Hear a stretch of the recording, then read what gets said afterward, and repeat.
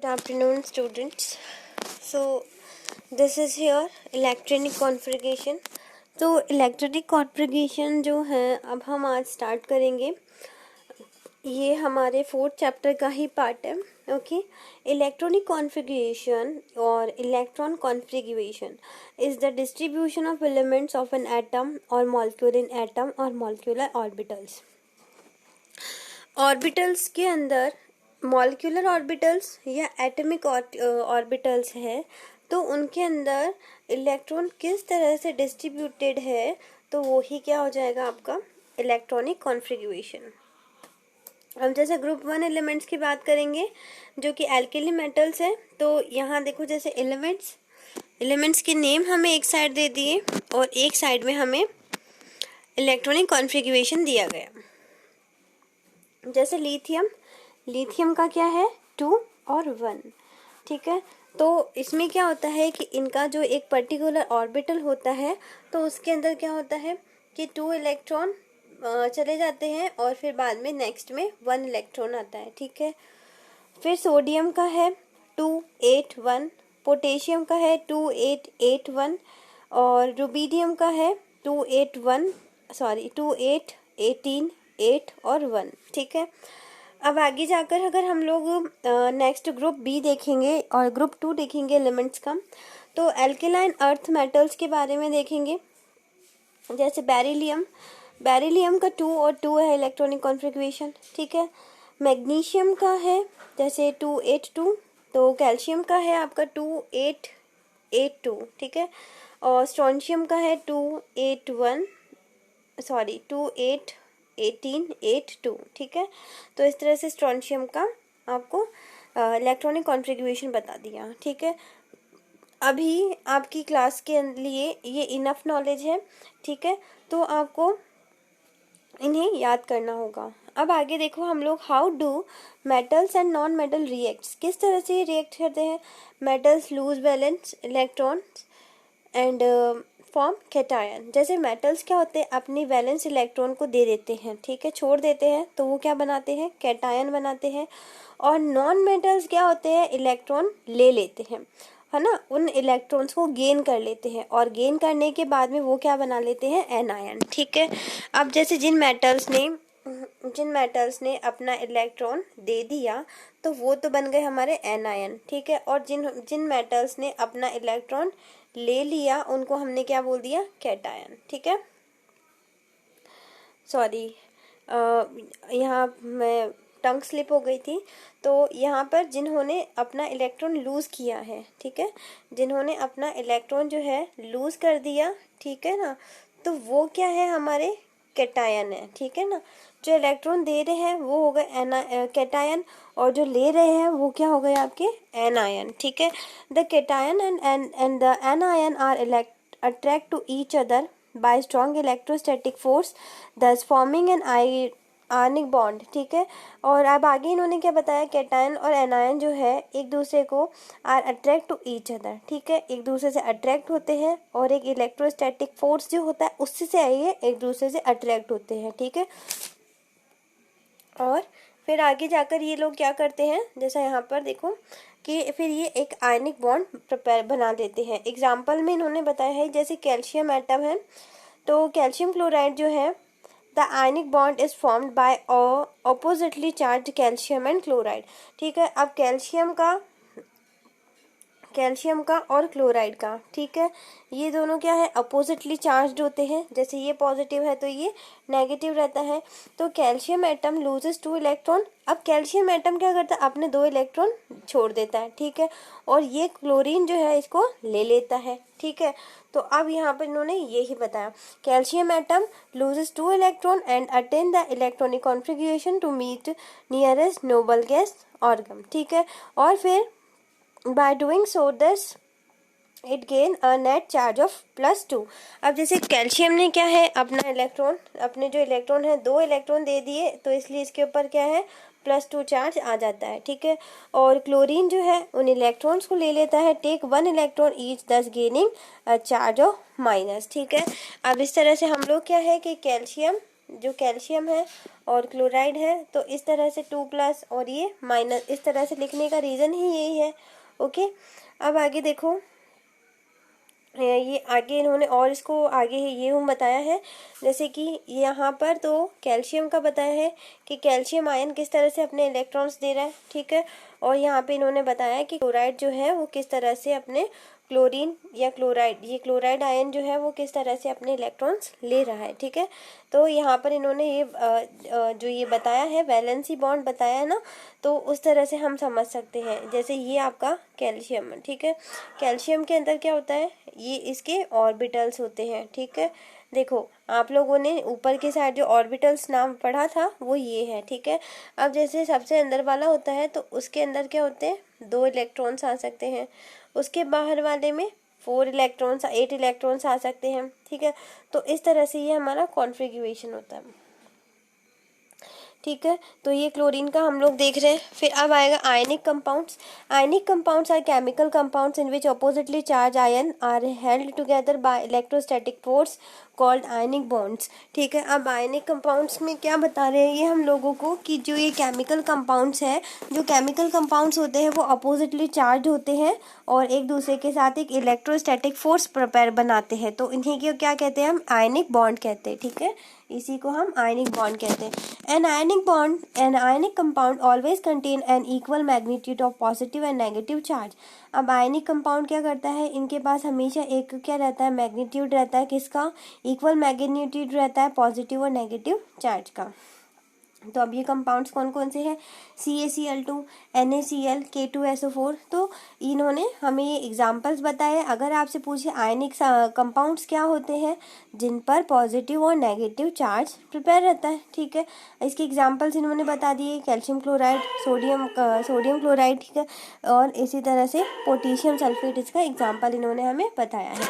Properties of ionic compound. Ionic compounds की properties कैसी होती है, अब देखो आयनिक कंपाउंड की प्रॉपर्टीज इन्होंने बताई है। आर यूजुअली क्रिस्टलाइन सॉलिड्स होते हैं जो कि सॉलिड जो कि आयन से बनते हैं, और इनका एक हाई मेल्टिंग पॉइंट और बॉइलिंग पॉइंट होता है।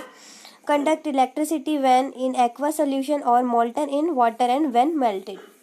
अब ये क्या है, कंडक्ट इलेक्ट्रिसिटी। अब ये क्या है, इलेक्ट्रिसिटी कंडक्ट करते हैं जब ये एक्वा सोल्यूशन में होते हैं और molten in water weight melted. और जब ये मतलब मेल्ट हो जाते हैं तो ये क्या कर देते हैं, एक्वा सोल्यूशन में होते हैं ना, तो इन्होंने बताया है कि कंडीशन बताई है, अगर ये मोल्टन कंडीशन में होते हैं या मेल्टेड कंडीशन में होते हैं बिल्कुल, ठीक है, या एक्वा सोल्यूशन में होते हैं, तो ये क्या करते हैं, इनमें इलेक्ट्रिसिटी कंडक्ट होती है, ठीक है।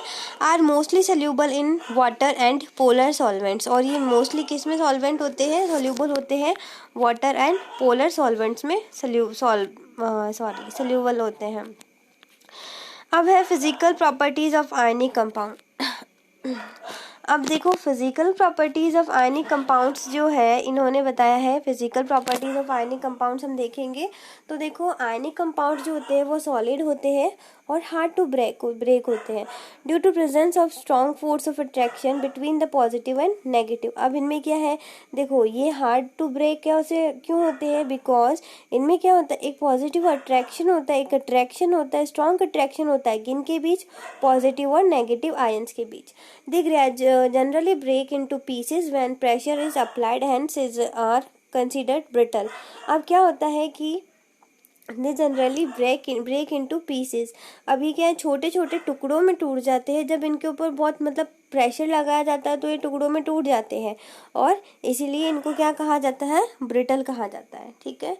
अब आ जाएगा lattice structure of ionic compound. अब लैटिस स्ट्रक्चर क्या है, देखो lattice is a regular arrangement of particles का एक रेगुलर अरेंजमेंट होता है, whether these are atoms, ions और मॉलिक्यूल्स, चाहे वो क्या हो, एटम्स भी हो सकते हैं, आयंस भी हो सकते हैं और मॉलिक्यूल्स भी हो सकते हैं, ठीक है।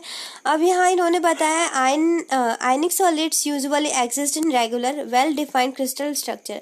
आयनिक सॉलिड्स जो होते हैं वो कैसे होते हैं, एक regular well defined crystal structure में प्रेजेंट होते हैं, जैसे कि हम लोग यहाँ देख सकते हैं कि सोडियम क्लोराइड का इन्होंने बताया है कि किस तरह से एक इसका लैटिस स्ट्रक्चर बन रहा है, ठीक है।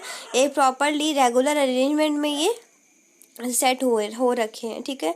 अब आ जाएगा electric conduction of ionic compound. Electric conduction of ionic compounds क्या होगा, जैसे ionic compounds conduct electricity in the molten और aqueous state when ions become free and act as charge carriers. Ionic compounds जो होते हैं इसमें क्या होती है, इलेक्ट्रिसिटी कंडक्ट होती है इन द मोल्टन और एक्वस स्टेट। जब ये मोल्टन पिघली हुई या एक्वस स्टेट में होते हैं, इनके क्या होती है, इनके अंदर इलेक्ट्रिसिटी कंडक्ट होती है, ठीक है, इलेक्ट्रिसिटी चलती रहती है, आगे से आगे फ्लो होती है, ठीक है। When ions become free and act as charge carriers. अब क्या होता है कि इसके अंदर, अब जब ये एक्वस सोल्यूशन में है, एक्वस स्टेट में है, तो यहाँ क्या हो रहा है, आयंस क्या हो जाते हैं, फ्री हो जाते हैं और एक चार्ज कैरियर्स के फॉर्म में काम करते हैं, यानी कि जो इलेक्ट्रॉन का चार्ज वगैरह है वो आगे से आगे फ्लो करने का काम कर रहे हैं, ले जाने लाने का। In the solid form, ions are strongly held by electrostatic force of attraction and not free to move. अब क्या होता है, जो सॉलिड फॉर्म में तो क्या देखते हैं हम लोग, इलेक्ट्रोस्टैटिक फोर्स जो होता है वो अट्रैक्शन वगैरह जो भी होता है ना, वो क्या होता है, ये सब क्या आपस में बहुत स्ट्रांगली बंधे हुए रहते हैं। आयंस एक दूसरे से बहुत स्ट्रांगली बंधे हुए रहते हैं, मतलब इस तरह से हम लोग ये देख सकते हैं कि सॉलिड स्टेट आपको यहाँ दिखाई दे ही रही है, ठीक है। तो ये क्या होता है, अट्रैक्शन इतना ऐसे मतलब स्ट्रांगली बॉन्डेड रहते हैं कि इनके अंदर जो आयंस है वो मूव नहीं कर सकते, hence do not conduct electricity, और इस तरह से इनमें इलेक्ट्रिसिटी कंडक्ट नहीं होती है। इसीलिए इन्होंने क्या बोला है कि एक्वस सोल्यूशन में इलेक्ट्रिसिटी कंडक्ट होती है because they are free and charge carriers, work as charge है कैरियर्स। और सॉलिड फॉर्म में वो क्या है, आयंस आर स्ट्रांगली बॉन्डेड, ठीक है, एक दूसरे से स्ट्रांगली बॉन्डेड होते हैं और अट्रैक्शन। और सेकंड थिंग क्या होता है कि इसी रीज़न से इसमें क्या इलेक्ट्रिसिटी कंडक्ट नहीं होती है, क्योंकि इसके जो आयंस हैं वो मूव नहीं कर सकते हैं, ठीक है। तो इन्होंने हम लोगों को ये बताया है कि किस तरह से आपको ये इन्होंने शो किया है कि किस तरह से इलेक्ट्रिक कंडक्ट जो है, इलेक्ट्रिसिटी किस तरह से कंडक्ट होती है, ठीक है। अभी एक इसका इन्होंने एग्जाम्पल दिया है, आयनिक कंपाउंड जो होते हैं। अब जैसे एक्वस सॉल्यूशन में क्या होता है, NaCl do not conduct electricity when solid conduct electricity but when dissolve in water और in molten state it will conduct electricity. तो इन्होंने बोला है कि NaCl जब सॉलिड कंडक्शन में होगा तो सॉलिड कंडीशन में तो ये इलेक्ट्रिसिटी कंडक्ट नहीं करेगा, लेकिन यही जब हम सॉल्ट का सोल्यूशन बना देंगे, ठीक है, NaCl का एक सोल्यूशन एक्वस सोल्यूशन बना देंगे पानी में, इसको मतलब पानी का ही बोला है इन्होंने, ठीक है। एक्वस सोल्यूशन क्या हो जाएगा, जब ये डाइल्यूटेड हो जाएगा पानी के अंदर, डिजॉल्व हो जाएगा, तो इस तरह से इसकी इलेक्ट्रिसिटी कंडक्ट हो सकती है इससे, ठीक है। अब आगे आ जाएगा melting and boiling point of ionic compounds. अब देखो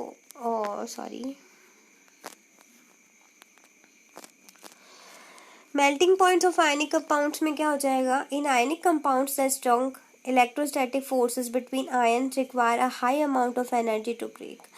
आयनिक कंपाउंड्स जो होते हैं इसके अंदर क्या हो जाएगा, स्ट्रॉन्ग इलेक्ट्रोस्टैटिक फोर्स चाहिए होता है बिटवीन किन में, आयंस में, ताकि इनकी जो एनर्जी है, उनके amount of energy, high amount of energy टूट सके। Thus the melting point of boiling point of an melting point और बॉइलिंग पॉइंट जो होता है आयनिक कंपाउंड का वेरी हाई होता है। सॉल्युबिलिटी ऑफ आयनिक कंपाउंड, देखो अब मेल्टिंग कंपाउंड और बॉइलिंग कंपाउंड मेल्टिंग पॉइंट और बॉइलिंग पॉइंट के लिए आयनिक कंपाउंड के लिए क्या बोला है, दे आर वेरी हाई, ठीक है। सॉल्युबिलिटी के लिए इन्होंने क्या बोला है, ionic compounds are generally soluble in polar solvent such as water whereas the solubility tends to decrease in non polar solvent such as chloroform, oil etcetera. तो ionic compounds में क्या हो जाएगा, generally soluble in polar solvent में तो ये क्या हो जाएंगे, सॉल्यूबल हो जाएंगे, ठीक है। जैसे वाटर क्या है, एक पोलर सॉल्वेंट है, तो आयनिक कंपाउंड उनमें सॉल्यूबल है। Whereas solubility tends to decrease in non polar solvents. अब जैसे जैसे ये नॉन पोलर सॉल्वेंट्स में जाएंगे तो इनकी सॉल्युबिलिटी कम होगी, डिक्रीज होगी, डिक्रीज मतलब कम होगी। इसका एग्जांपल इन्होंने क्या दिया है, वाटर, ठीक है। तो पोलर सॉल्वेंट का एक एग्जांपल, पोलर सॉल्वेंट का एग्जांपल वाटर, वही नॉन पोलर सॉल्वेंट का एग्जांपल क्या है हमारे, क्लोरोफॉर्म, ठीक है। Extraction of metal and non metals, अब इनको कैसे निकाला जाता है ये बता रहे हैं, ठीक है। Application of metals and non metals, अब आगे हम लोग इसके एप्लीकेशंस पढ़ेंगे, क्या क्या यूज़ है। जैसे zinc is use to protect iron from rusting, rusting जंग लगने से जिंक का यूज़ किया जाता है कि आयरन को जंग ना लगे, इसलिए हम जिंक का यूज़ कर रहे हैं। Gold and silver are use for making jewellery, ठीक है। Oxygen is use for plants and animal, ठीक है, okay. For the preparation of ammonia, nitric acids and fertilizers, nitrogen is use, ठीक है। अमोनिया के प्रिपरेशन में, नाइट्रिक एसिड के preparation में, फर्टिलाइजर्स के प्रिपरेशन में नाइट्रोजन यूज़ की जाती है। Ammonia, nitric acid and fertilizer, इनके प्रिपरेशन में किसका यूज़ किया जाता है, नाइट्रोजन का, ठीक है। आगे देखो, आगे है कि for the purification of water, chlorine is used, ठीक है। Diamond are used for cutting glass in different industries, ठीक है। आगे है अकरेंस ऑफ मेटल्स, मेटल्स की अकरेंस कैसी है। Most of the elements specially metals occur in nature in the combined state with the other elements. Metals क्या होंगे, वो दूसरे एलिमेंट्स के साथ या और जितने भी एलिमेंट्स हैं स्पेशली मेटल्स, ठीक है, वो दूसरे एलिमेंट्स के साथ कंबाइंड स्टेट में ही मिलते हैं।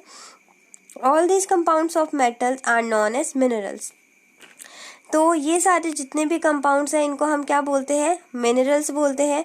But out of them only a few are viable source of the that metal, लेकिन क्या होता है, इनमें से कुछ ही होते हैं जो कि सोर्स ऑफ मेटल होते हैं, ठीक है। Such as source are called ores, अब क्या है कि जो ऐसे सोर्सेज होंगे तो उन्हें हम क्या बुलाते हैं, ओर्स, ठीक है, इनका नाम क्या है, ओर्स। एक्सट्रैक्शंस ऑफ मेटल, देखो अब इसके स्टेप्स हैं किस तरह से हम लोग निकाल सकते हैं इनसे मेटल्स का। जैसे हमारे पास मेटल जो है मिनरल्स के साथ एक कंबाइंड स्टेट में आता है, ठीक है। तो अब इसे हमने क्या किया, metals of high reactivity, metals of medium reactivity और medium of metals of low reactivity, इस तरह से हमने इसको चेंज कर दिया, ठीक है। अब यहाँ पर जो हाई रिएक्टिविटी होती है उसका इलेक्ट्रोलाइसिस होता है, ठीक है। जो हमारा ओर है दैट मीन मिनरल और मेटल का जो मिक्सचर है और उसको इसका इलेक्ट्रोलाइसिस होता है और यहाँ पर हम प्योर मेटल निकाल सकते हैं, ठीक है। अब जिसकी मीडियम रिएक्टिविटी है तो कार्बोनेट ओर होते हैं वो और सल्फाइड ओर्स होते हैं। अब यहाँ पे कार्बोनेट ओर का तो क्या होता है, कैल्सिनेशन होता है और सल्फाइड ओर्स का रोस्टिंग होता है। अब आगे जाके क्या होता है, ऑक्साइड्स ऑफ मेटल प्रिपेयर होते हैं सबसे पहले, फिर मेटल्स को रिडक्शन किया जाता है, reduction to metals, oxide of metal से हम लोग इसको जिसका ऑक्सीजन वाला पार्ट होता है उसको रिडक्ट कर दिया जाता है, ठीक है, रिडक्शन हो जाता है इसकी। आगे जाके फिर ये इसका रिफाइनिंग हो जाता है। फिर आगे है metals of low reactivity, metals of low reactivity में क्या होगा, इनका भी इलेक्ट्रोलाइसिस होता है, फिर प्योर मेटल्स बन जाते हैं, फिर जो मोल्टन ओर है उसका भी इलेक्ट्रोलाइसिस हो रहा है और फिर प्योर मेटल हमको मिल रहा है, ठीक है। तो इस तरह से था इसका एक्सट्रैक्शन ऑफ मेटल्स, ठीक है। अब आ जाएगा रोस्टिंग, रोस्टिंग क्या प्रोसेस है ये, रोस्टिंग में आ जाएगा convert sulfide ores into metal oxides on heating strongly in the presence of excess air। Roasting क्या हो जाएगा, कन्वर्ट सल्फाइड ओर का मेटल ऑक्साइड में हीटिंग स्ट्रांगली, उसको तेज गर्म करने पर एयर की प्रेजेंट में, ठीक है। क्या बोल रहे हैं, रोस्टिंग के सल्फाइड ओर्स को हम जब एयर के प्रेजेंस में हाईली स्ट्रांगली, ठीक है, ऑक्साइड्स इसको हीटिंग स्ट्रांगली हीट दे रहे हैं तो उस टाइम में क्या हो जाएगा, इसकी रोस्टिंग हो जाएगी, ठीक है। रोस्टिंग में फिर से बता देती हूँ क्योंकि थोड़ी सी मेरी टंग स्लिप हो रही है। तो convert sulphide ores into metal oxides, सबसे पहले रोस्टिंग में क्या काम हो रहा है, सल्फर जो ओर्स है, सल्फाइड ओर्स जो है उनको मेटल ऑक्साइड्स में कन्वर्ट करने का काम। कब, जब स्ट्रांगली इसको हीट दे रहे हैं, ठीक है, हीटिंग स्ट्रांगली मतलब स्ट्रांग हीट देने के बाद में जब इसके अच्छी खासी अमाउंट में एयर प्रेजेंट है तब ये रोस्टिंग होती है। It always remove volatile impurities, और ये क्या करती है, जो भी आपकी वॉलेटाइल इम्प्योरिटीज़ है उनको रिमूव कर देती है। जैसे जिंक सल्फाइड है तो उसको जब हम ऑक्सीजन के साथ में हीट में, तेज हीट में जब इसको रिएक्ट कराएंगे तो हमको जिंक ऑक्साइड मिलेगा और जो सल्फर डाइऑक्साइड है वो आउट निकल जाएगा, ठीक है, रिलीज हो जाएगा। तो हम लोगों को क्या है, इस तरह से दो प्रोडक्ट मिल रहे हैं। जैसे ZnS था, ठीक है, जिंक सल्फाइड था, तो जिंक सल्फाइड से ऑक्सीजन की रिएक्शन हुई और हीट दी गई इनको, तो यहाँ पर आपको क्या मिला, जिंक ऑक्साइड और सल्फर डाइऑक्साइड मिला, ठीक है। अब आएगा कैल्सिनेशन। कैल्सिनेशन क्या होता है, जो कार्बोनेट ओर होते हैं, कार्बोनेट रहते हैं उनको, और हाइड्रेटेड ओर्स होते हैं, तो ये क्या होते हैं, carbonate converts carbonate and hydrated ores into oxides on heating strongly. जब इनको तेजी से हीट किया जाता है, सिर्फ हीटिंग पर ही ये क्या करते हैं, रिमूव हो जाती है, इनकी जो वॉलेटाइल इम्प्योरिटीज होती है वो रिमूव हो जाती है, सिर्फ हीटिंग पर ही, किसी से भी रिएक्ट नहीं करते ये, okay. Extraction of metals which are lower in reactivity series, ठीक है, इनकी जिनकी रिएक्टिविटी कम होती है तो उनका एक्सट्रैक्शन कैसे होता है, the metal like gold, silver, platinum. जैसे क्या होंगे, कौन कौन से मेटल, गोल्ड, सिल्वर, प्लेटिनम और कॉपर, ठीक है, 1 2 3 4, कौन कौन से, गोल्ड, सिल्वर, प्लेटिनम और कॉपर जो है, इनकी रिएक्टिविटी जो होती है बहुत कम होती है, ठीक है, और फ्री स्टेट में मिलते हैं। आगे है copper and silver are also found in combined state as their sulphide और ऑक्साइड ओर्स, ठीक है। अब इन्होंने बताया है कि कॉपर और सिल्वर जो है ये भी एक कंबाइंड स्टेट में मिलते हैं, इनके जो सल्फाइड और ऑक्साइड ओर्स जो है, ठीक है।